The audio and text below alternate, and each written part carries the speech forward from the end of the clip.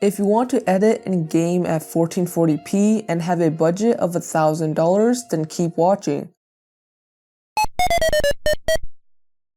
So welcome back to another video. This is TeamOverclocked, and in today's video, I'll be talking about a $1,000 editing and gaming PC for April and May 2017. This PC is going to be able to game at 1440p ultra settings in the majority of AAA titles out there like Fallout 4 and Battlefield 1 with around 60 FPS. When it comes to video editing, this PC is definitely capable of 1080p 60 FPS and 1440p editing with the CPU that we have in this PC. But anyways, with that out of the way, let's get right into the PC build. For the CPU, we have the AMD R5 1600 for $219. This is one of the new AMD Ryzen 5 CPUs that features 6 cores and 12 threads. Along with that, this one comes clocked at 3.2 GHz out of the box and features overclocking support, so you can squeeze the maximum amount of performance out of this.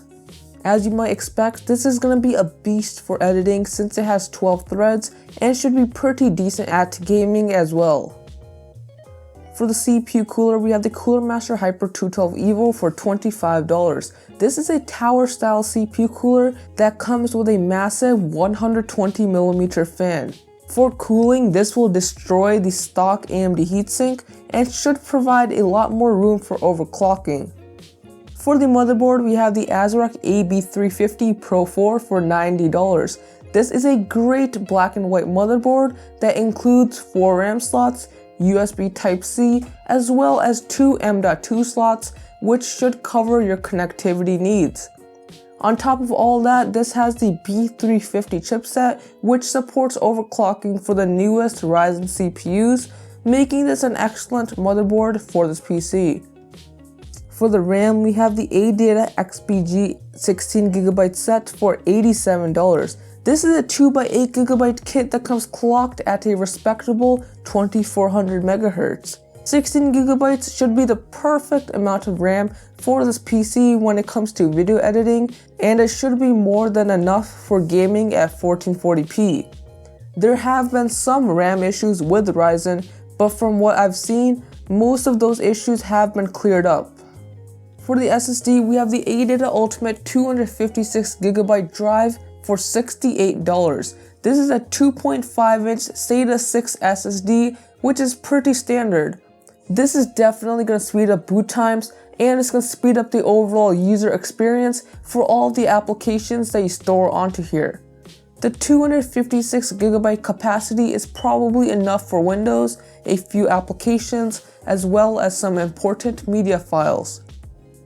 For the hard drive, we have the Western Digital 1TB for $48. This is a standard 3.5-inch mechanical drive that spins at 7200 RPM and has 64 megs of cache. The 1TB capacity on this is pretty massive, and it should be good enough for all of the games, movies, and media files. For the graphics card, I decided to go with the Zotac Mini GTX 1070 for $360. Now don't be fooled by the small size of this. This is a fully fledged 1070 that comes clocked at 1.7 GHz and has 8 GB of GDDR5 VRAM. Although this is a smaller 1070, it still features 2 fans, so it should be cooled adequately. For gaming, this will annihilate everything you throw at it at 1440p high to ultra settings with some decent frame rates. This is also good for 1080p 144Hz gaming, which is nice for first-person shooters. For the case, we have the Cooler Master Masterbox 5 for $57. This is a modern looking case that features a large side panel window, decent cable management holes, and a PSU shroud. Building this should be pretty easy since it has a lot of room for all of your parts and has good build quality. Last but not least, for the power supply, we have the Seasonic S12 520W for $49. Now, Seasonic makes some of the highest quality power supplies on the market, so you're going to be getting a very good power supply with this. Also, since this power supply has 520 watts of power, and since this PC only needs 350 watts of power, you will have room for upgrades in the future. All around, this is a great mid-range power supply from Seasonic. So yeah guys, that's the build. If you want to check this out, I will leave a PC part picker link in the description, which has all the parts and their prices, so check that out if you're interested.